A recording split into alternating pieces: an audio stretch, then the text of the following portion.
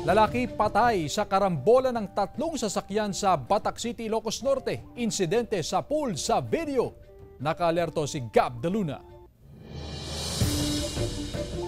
Patay ang 54 anyos na lalaki matapos magkarambola ang tatlong sasakyan sa bahagi ng Tabog, Batac City, Ilocos Norte. Unang sumalpok ang minamaneho niyang kotse sa kasalubong na SUV. Makikita sa dashcam footage na umagaw ng linya ang kotse. Kuha rin sa CCTV camera ang salpukan.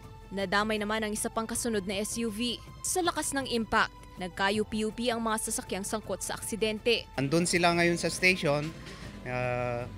Inaantay kung mag-uusap yung both parties. Agad na itinakbo sa pagamutan ng mga driver na nagtamo ng matinding sugat. Ngunit kalaunan, binawian din ng buhay ang driver ng kotse. Napag-alamang positibo sa alcohol breath test ang mga driver ng dalawang sangkot na SUV. Inisyuhan pa lang sila ng ticket na driving while under the influence. Nakatakda namang mag-usap ang pamilya ng namatayan at ang mga sangkot na driver.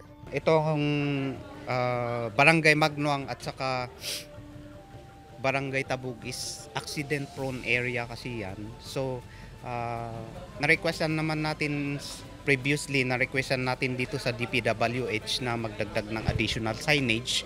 Pero sabi nila is medyo okay naman na yung mga signages. So, tayong mga motorista talaga dapat mag-ingat doon.